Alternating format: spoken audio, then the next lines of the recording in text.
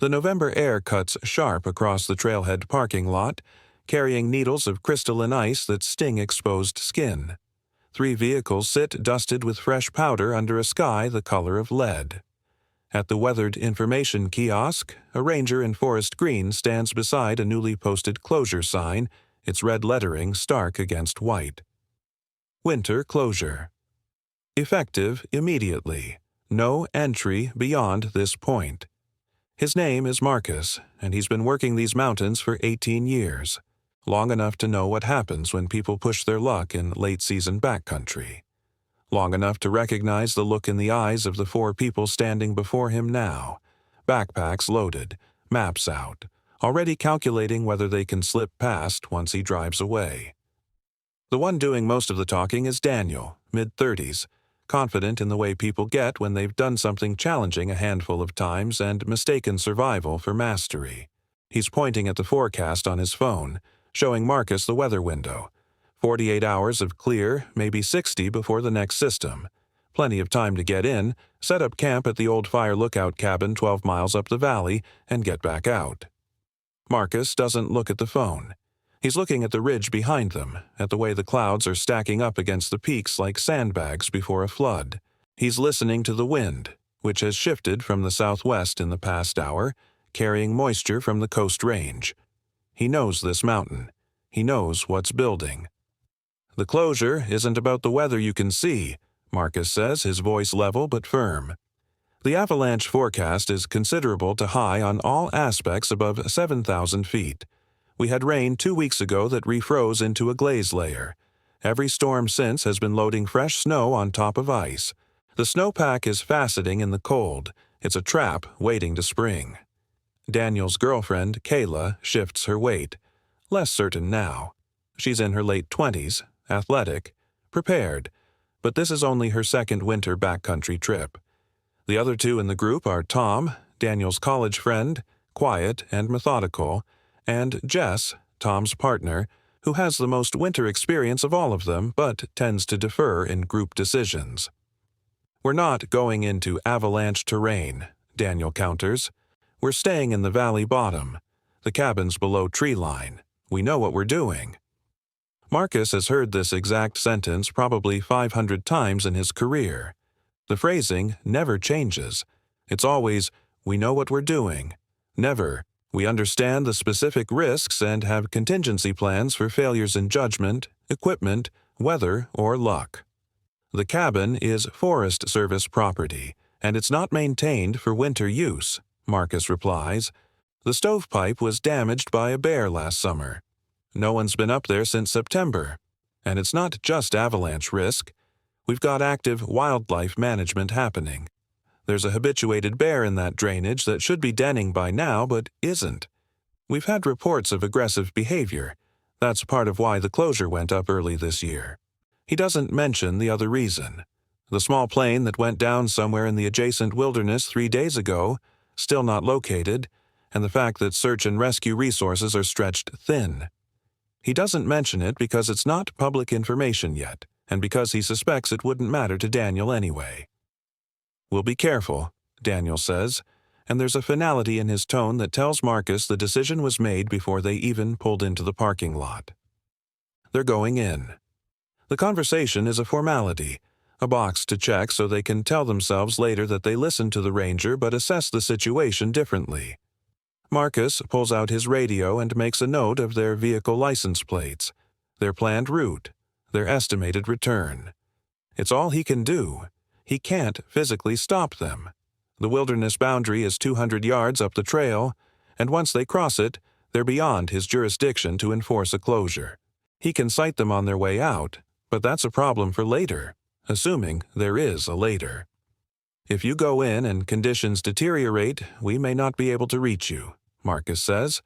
We don't have helicopter support committed right now, and ground rescue in a storm would take 12 to 16 hours minimum from the time you call for help, assuming you even have signal, which you won't past mile 3.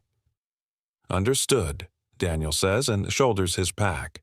The others follow his lead. They sign the voluntary register, which becomes evidence of decision-making if things go wrong.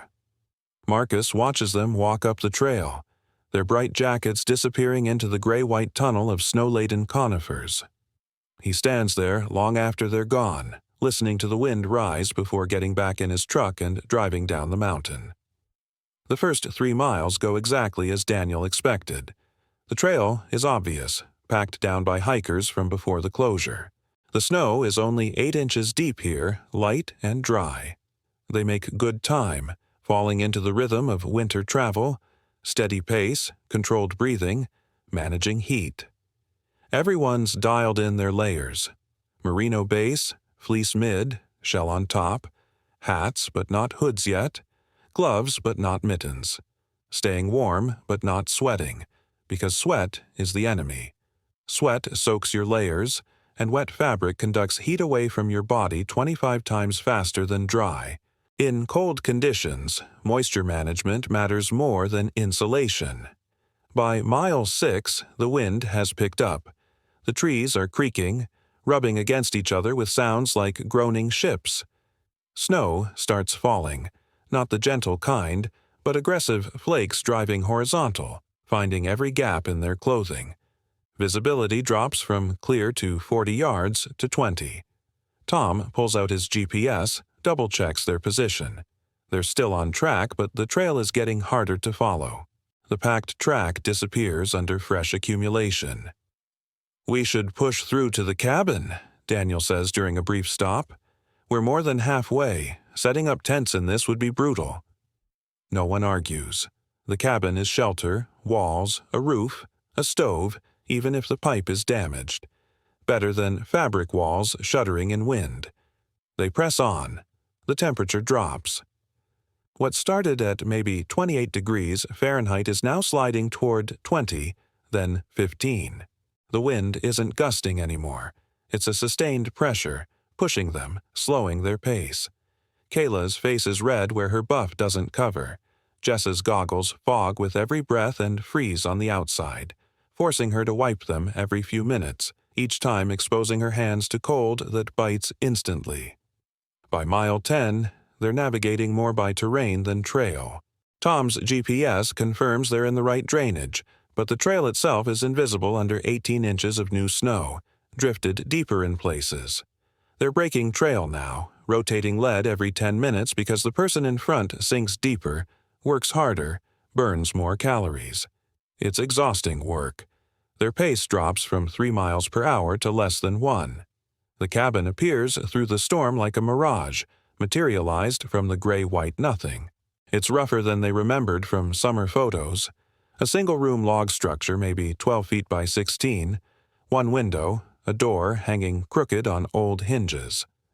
The roof sags slightly under snow load. But it's shelter. They force the door open, snow spilling inside. The interior's dark, smelling of old wood smoke and mouse droppings. There's a basic wood stove in the corner, a stack of ancient split logs beside it, a rough shelf with cans of food left by previous visitors, their labels faded and peeling. 2 wooden bunks frame the walls. The floor is plywood over log joists, solid enough. The stovepipe goes straight up through the roof, and sure enough, there's damage. The top section is dented and partially collapsed, probably from a bear climbing on the roof. It'll still draft, but poorly. They pile inside and seal the door against the wind. For a few minutes, no one speaks. They're just catching breath, feeling the absence of wind like a physical relief. Then Tom starts clearing snow from the window to let in what little light there is. Jess pulls out a headlamp and starts assessing their food situation. Daniel and Kayla work on getting the stove going. The wood is dry at least, and there's tinder, old bark and twigs left by whoever stayed here last. Daniel gets a fire lit, feeding it carefully. The stovepipe draws but barely, and smoke leaks from the seams, forcing them to crack the door open slightly. Cold air pours in, but at least they're not suffocating. The balance between warmth and breathable air becomes a constant negotiation. They inventory their supplies. Each person brought food for 3 days, freeze-dried meals, energy bars, trail mix, instant coffee, soup mixes, fuel canisters for their camp stoves, water filtration, though there's snow everywhere, so water isn't a concern as long as they have fuel to melt it. Tom pulls out a dented pot and starts packing it with clean snow, setting it on the wood stove to melt. It takes longer than expected. Snow is mostly air. A full pot of snow melts down to barely an inch of water. Outside, the storm intensifies. The wind sounds like a freight train. Snow drives against the cabin walls with a sound like thrown sand. Visibility outside the window is zero, just white static. They're trapped here, but they're safe. The cabin is shelter. They have food, water, fire. This is exactly why they came. To experience winter wilderness, to test themselves against conditions most people avoid. The storm is intense, sure, but they're handling it. They heat dinner, freeze-dried chili rehydrated with near-boiling water. It tastes like survival food always does. Better than it should because they're cold and hungry and it's hot. They eat slowly, savoring it, knowing they'll need calories. Then they organize their sleeping systems, laying out pads and bags on the bunks. The cabin is warming up, maybe 40 degrees now, tolerable if they stay in their bags. That's when they hear it. A sound at the door. Not wind, something deliberate. A scraping, then a knock. Not hard, but distinct. 3 slow taps. Everyone freezes. Tom reaches for his headlamp. Daniel moves toward the door. "Hello?" A voice from outside, muffled by wind but unmistakably human. "Help, please." They exchange glances. This far out in conditions like this, finding someone else is unexpected. Dangerous even, but also undeniable. Daniel pulls the door open. A figure stumbles inside, bringing a rush of snow and cold air. It's a man, maybe late 40s, face raw from wind exposure, ice crusted in his beard and eyebrows. His jacket is inadequate for the conditions. A soft shell, not a proper winter layer. His gloves are soaked through. He's shaking violently, the whole body shudder of someone in the early stages of hypothermia. "Thank God," the stranger says, his words slurred slightly, speech already affected by cold. "I've been lost since yesterday." They pull him inside, shut the door. Kayla immediately starts pulling off his wet gloves, replacing them with a spare pair from her pack. Jess wraps a blanket around his shoulders. Tom moves to heat more water. The stranger sits close to the stove, hands shaking too badly to hold anything. "What's your name?" Daniel asks. "Owen," the man says. "I was day hiking. Weather turned, tried to get back, couldn't find the trail." "You were day hiking in November backcountry?" Tom's voice carries skepticism. "I know, stupid. I live near here. I thought I knew the terrain. I was wrong." Owen's shivering intensifies. His lips have a bluish tint. He needs calories, heat, dry layers. They heat soup for him, help him drink it. They give him dry socks, a fleece to replace his wet base layer. They don't have extra sleeping bags, but they can spare clothing and blankets. Slowly, over the next hour, Owen's shivering decreases.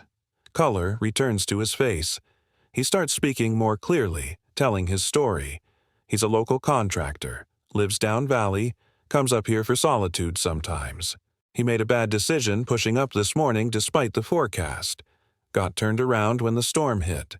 Saw their light through the window. It's a plausible story. People make stupid decisions in the outdoors every day. And Owen seems genuinely grateful, apologetic, aware he messed up. He keeps thanking them, saying he'd probably be dead if he'd spent another night out. He probably would be. Hypothermia kills in stages. You get cold, you get confused, you make worse decisions, you get colder, and then you stop making decisions at all. They settle in for the night. 5 people in a cabin meant for maybe 4. It's crowded, but manageable. Owen takes floor space near the stove. They bank the fire, loading it with logs that should burn through the night. The wind continues its assault outside, a constant reminder of how thin the margin is between shelter and exposure.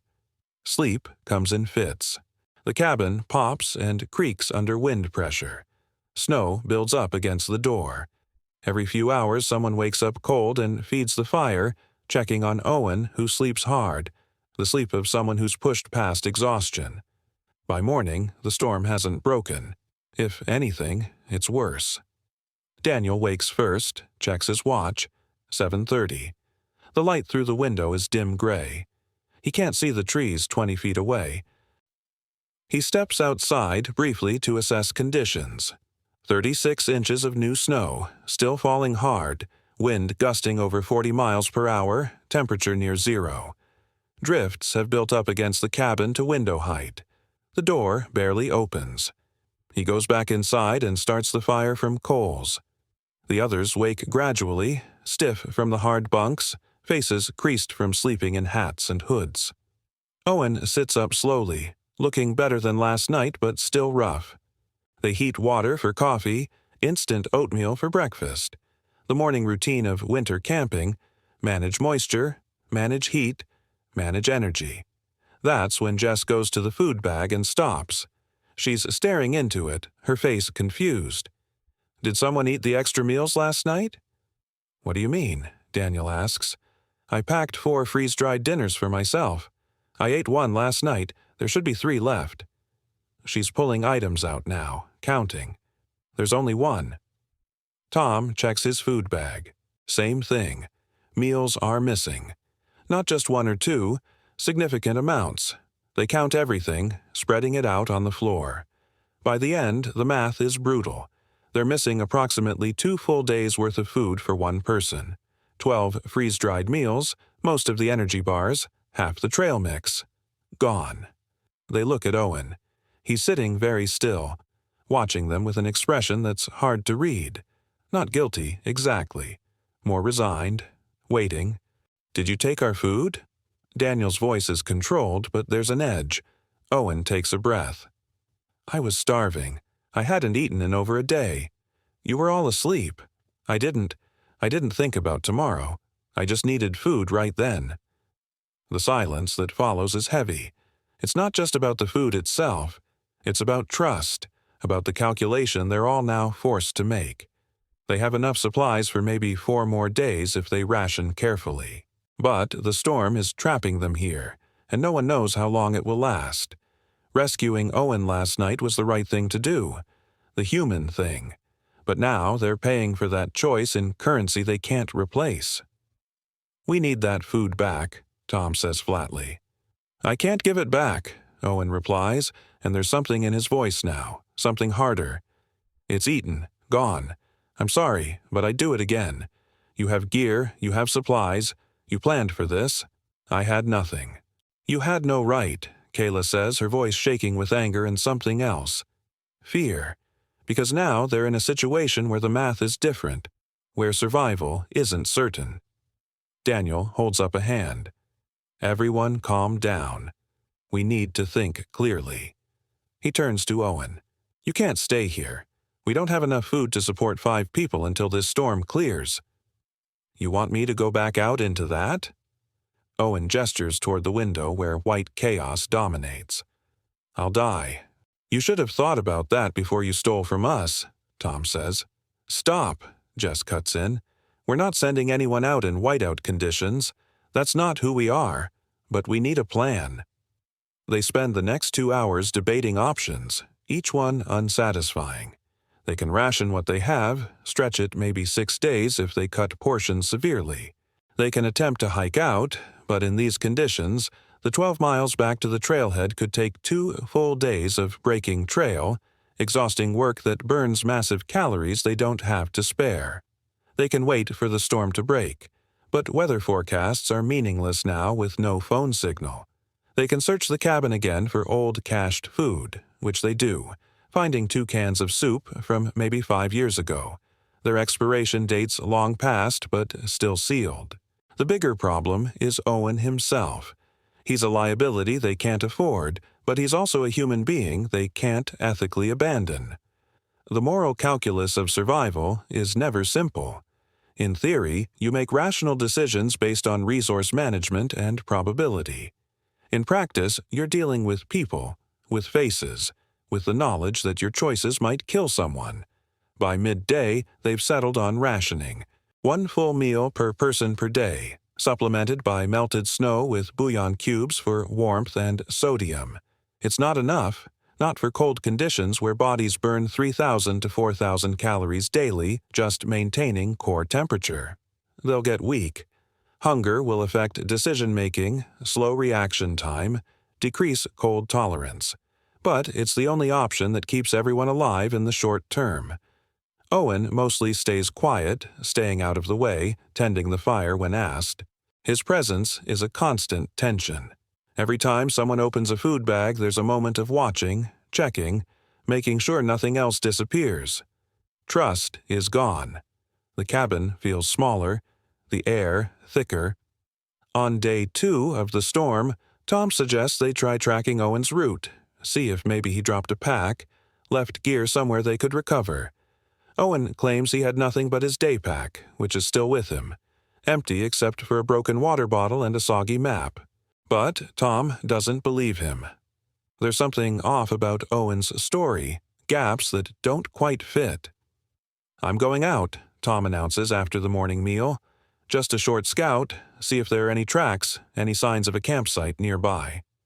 In this, Jess gestures outside where visibility is maybe 10 feet. "You'll get lost. I'll stay within sight of the cabin. Put a rope on me if you want. But we need to know if there's anything out there we can use." Daniel agrees to the plan.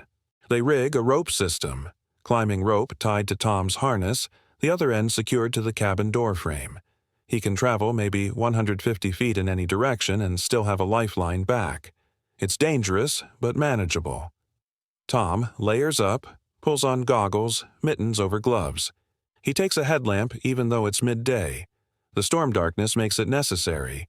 He steps out into chaos. The wind hits like a physical force, driving snow that stings exposed skin. The cold is shocking even through layers. He clips into the rope and starts making slow circles around the cabin, spiraling outward, searching for any sign of human passage. Tracks would be filled in by now, but maybe disturbed branches, maybe gear snagged on brush, anything. 20 feet from the cabin, he nearly loses sight of it. The building becomes a gray shadow in white noise. 30 feet, and it's gone entirely. Only the rope tension keeps him oriented. He's moving through drifts thigh-deep, every step exhausting. His goggles fog and freeze. His face goes numb despite the balaclava. This is what exposure feels like. The cold, finding every weakness, exploiting every gap, patient and relentless. He finds nothing. No tracks, no gear, no evidence of anything. He pulls himself back along the rope, hand over hand, until the cabin reappears. By the time he stumbles inside, he's been out maybe 40 minutes and he's hypothermic, shaking, core temperature dropped. They get him close to the stove, force hot liquid into him, pile on dry layers. It takes an hour before he's functional again. "Nothing," he says when he can talk. Either Owen's telling the truth or the storm has covered everything. That night, they eat a meal that leaves them all hungry. Half portions of freeze-dried pasta, barely enough to warm their stomachs. The cabin feels colder than it did. Maybe the temperature outside has dropped further. Maybe it's the lack of calories making them less able to generate heat. Bodies burn food to stay warm. Without food, the cold creeps in from the inside out. Owen speaks up during the silence after dinner. "There's something I should tell you." Everyone turns to look at him. "I wasn't completely honest. I did have more gear. I cached it about half a mile from here when I first got into trouble. I dropped my main pack because I was panicking, trying to move fast, and it was weighing me down. I kept my day pack and kept moving. But that main pack has food. Not a lot, but some. Energy bars, jerky, chocolate." The temperature in the cabin seems to drop further. The implications are immediate and ugly. If Owen's telling the truth now, and there's food half a mile away, that changes everything. But half a mile in whiteout conditions might as well be 50 miles. And if he's lying, if this is manipulation or delusion, Following that lead could get someone killed. Why didn't you mention this before? Daniel's voice is flat, carefully neutral. I wasn't sure I could find it. I wasn't sure it mattered. But now I think it does. Can you lead us to it? Tom asks. Owen hesitates. Maybe. I know roughly where. There's a rock outcrop, distinctive shape, about halfway between here and where I came from. The pack's near there. But in this storm... Tomorrow, Daniel decides. If the storm breaks, we try. If not, we stay put. But the storm doesn't break. Day 3 brings the same whiteout chaos, the same wind, the same cold. They eat even smaller portions, stretching supplies. Hunger is a constant presence now, a hollow ache that makes everything harder. Tempers fray. Small irritations become arguments. The confinement, the stress, the physical depletion, it all compounds. Jess finds herself watching Owen constantly, unable to shake the feeling that he's lying about something. Maybe all of it. Maybe he's not lost. Maybe he's someone who targets winter campers, knows the cabin, uses it as a base. The thought sounds paranoid even in her own head, but hunger does things to judgment. Stress makes people suspicious. On day 4, the wind finally drops. The snow doesn't stop, but visibility improves from 0 to maybe 60 feet. It's a window, narrow and uncertain, but a chance. They hold a group discussion and vote. 3 in favor of attempting to find Owen's cached pack, 1 against, 1 abstaining. Tom, Daniel, and Owen will go. Jess and Kayla will stay at the cabin, maintain the fire, be ready to assist if something goes wrong. They prepare carefully. Pack rope, extra layers, emergency bivvy, first aid. They'll stay roped together. Daniel in front navigating with compass and GPS, Owen in the middle directing, Tom in the rear keeping distance and angles. If they can't find the cache within 2 hours, they turn back regardless. The risk calculus is brutal but clear. They step out into a landscape transformed. Snow has reshaped everything. Landmarks are buried or distorted. The forest looks different under stormlight, shadows and depth perception flattened. Owen points to a bearing. Northeast, upslope, toward higher ground. They start walking, post-holing through snow that's consolidated somewhat but still chest-deep in drifts. Progress is agonizing. Every 10 steps they stop to breathe, to check direction, to let their heart rates settle. The cold is immediate and penetrating. Their breath freezes in their beards, on their face masks. Mittens ice up from handling snow. This is the kind of cold that doesn't care about preparation. It finds you eventually. 30 minutes in, Tom's GPS shows they've traveled maybe 800 feet, not even a quarter mile. At this pace, half a mile out and back will take 4 hours, and they don't have 4 hours of daylight left. Daniel calls a halt, turns to Owen. How much farther? Owen looks around, disoriented. Nothing looks familiar. Snow has changed everything. I thought, there should be a rock outcrop. I don't see it. Could it be buried? Tom asks. Not unless it was smaller than I remember. I don't know. Maybe we're off course. They adjust bearing, angle more east, push forward another 20 minutes. Exhaustion is setting in, the kind that comes from combining cold, altitude, and insufficient calories. Muscles feel heavy.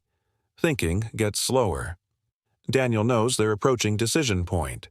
Turn back now with energy reserves to make it, or push further and risk being too depleted to return safely. Then Owen shouts, "There! That's it!" He's pointing at a dark shape ahead, a jumble of rocks barely visible through the snow. They push toward it, hope and desperation driving them. The outcrop is there, distinct enough. They search around it, probing snow with ski poles, looking for any anomaly, any disturbance. Tom's pole hits something solid. He digs, mittens scooping snow, revealing fabric. A backpack, frozen but intact. They pull it free, unzip it with stiff fingers. Inside, exactly what Owen described. Food bars, jerky and vacuum seal, chocolate, instant soup packets, even a small fuel canister. Not a fortune, but enough to matter. Enough to change the math from critical to manageable. Relief floods through them, but it's short-lived. The return trip is harder. They're more tired and the weather is deteriorating again. Visibility drops. Wind picks up. By the time they stumble back into the cabin, all three are hypothermic. Fingers like wood, faces frost-nipped. Kayla and Jess have to physically remove their outer layers, get them to the fire, force hot drinks into them. It takes 2 hours of warming before anyone can think clearly again. But they have food. Not luxury, but survival. They inventory everything, recalculate. With severe rationing, they can make it 8 more days. 9 if they're desperate. That should be enough. Storms don't last forever. Eventually the weather will break and they can hike out. The dynamic in the cabin shifts. Owen redeemed himself, at least partially. He was telling the truth about the cash. He led them to it despite the risk, but the trust remains fractured. Because the fundamental question remains. If he knew about that food, why did he steal from them in the first place? Why not mention it immediately? That night when Owen is asleep, the other four talk in whispers. Jess raises the question directly. Do we believe him about any of this? He led us to the food, Kayla points out. That's evidence. Or he planted it recently, Tom counters. Before he showed up here. Maybe he's been living in this area for a while, catching supplies. Maybe he's not lost at all. Why would someone do that? Daniel asks, though his voice suggests he's already considering possibilities. Squatters exist in backcountry, people who drop off grid, sometimes running from something, sometimes just running. They know how to survive on minimal resources, how to exploit the carelessness of better-equipped visitors. I don't know, Tom admits, but something feels wrong. His story has too many convenient turns. The timing of him showing up right when we were trapped, the stolen food, the sudden memory of a cache exactly when we needed it. They don't reach a conclusion. Can't really. They're stuck with Owen until the weather clears or until he chooses to leave, and neither seems imminent. All they can do is stay alert, keep food secured, make sure someone's always awake when others are sleeping. Day 5 brings a break in the clouds, brief but significant. For 2 hours around midday they can see blue sky, see the ridge lines around them. The storm is moving off, leaving behind a landscape buried under 5 feet of snow. Drifts are even deeper, but visibility means navigation is possible. They can see where they are, where they need to go. Daniel steps outside with binoculars, glassing the valley below. The trail they came in on is invisible, completely covered. Getting out will mean breaking trail through deep, unconsolidated snow, probably 2 days of exhausting effort. But it's possible. Another 48 hours of rest and rationed food, and they can attempt it. He's about to go back inside when movement catches his eye. Down valley, maybe a mile away, a figure. Just for a second, too far to identify, then it disappears into trees. He watches for 5 more minutes but sees nothing else. Maybe he imagined it. Hunger and stress can create hallucinations, tricks of light interpreted as something meaningful. But maybe not. Maybe there's someone else out here. He doesn't mention it when he goes inside. Not yet. It might be nothing, and raising alarms about phantom figures will only increase the paranoia that's already simmering. But he makes a mental note. They're not alone out here.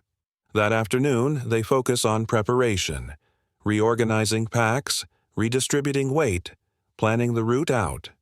The GPS shows the trail, but they'll need to navigate by terrain features, follow the drainage, avoid slopes that could avalanche, find the path of least resistance.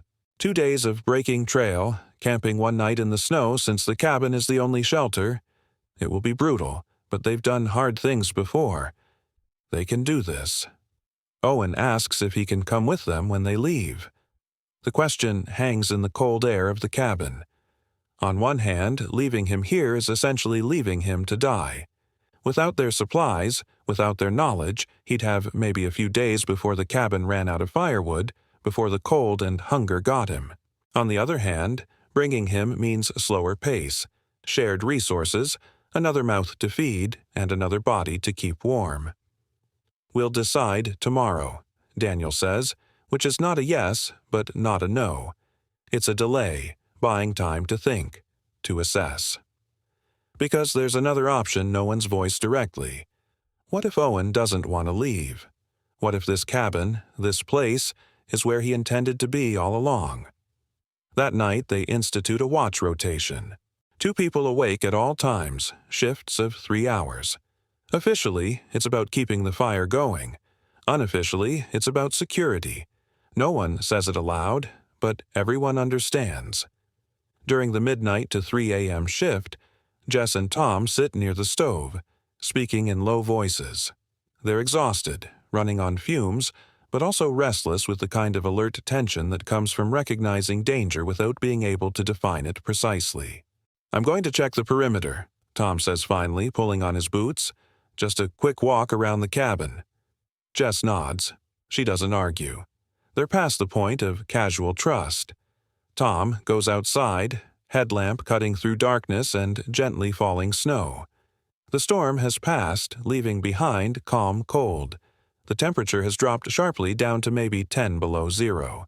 Clear sky means radiational cooling, heat escaping into space. The stars are brilliantly sharp. He walks a slow circle around the cabin, looking for tracks, for any sign of disturbance. He finds something. Fresh snowshoe tracks, leading toward the cabin from the north, then away to the east. They're not from their earlier food cache trip, which went northeast.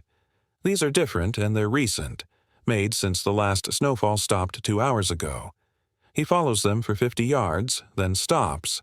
They lead away into dense timber, and following them alone in darkness would be stupidity. But they're there. Unmistakable evidence that someone else is out here, moving at night, approaching and then retreating from the cabin. Maybe it's Owen's tracks from before he arrived, the storm preserving them somehow. But that doesn't match the freshness. Tom returns to the cabin, wakes Daniel quietly, shows him with a headlamp beam pointing toward the tracks. Daniel's face hardens. "Keep this between us for now," he says. "We'll deal with it in the morning." But morning brings a new problem. When they wake, Owen is gone. His borrowed layers are neatly folded on the floor where he slept. The door is ajar. Fresh, cold air pours in. They search the immediate area. No sign of him. No note, no explanation. Just gone. "Did he leave or did he go somewhere he'll come back from?" Kayla asks. "Does it matter?" Tom responds. "Either way, we're done waiting. We leave today, now, before anything else happens." They pack in controlled urgency, loading everything essential, ditching luxuries. They need speed more than comfort. Food, fuel, shelter, safety gear, that's it. The cabin drops away behind them as they start down valley, breaking trail in single-file rotation, each person taking lead for 10 minutes before falling back. The snow is deep but supportive, a consolidated base with lighter powder on top. They sink to thighs with each step, but they don't post-hole through entirely. It's hard work, cardio at altitude and cold air, but it's manageable.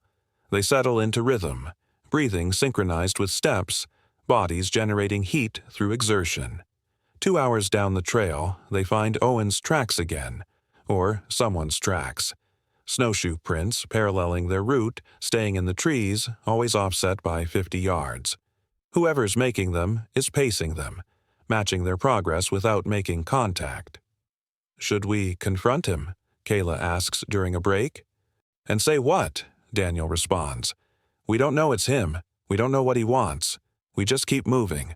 If he wants to follow, fine, as long as he doesn't interfere."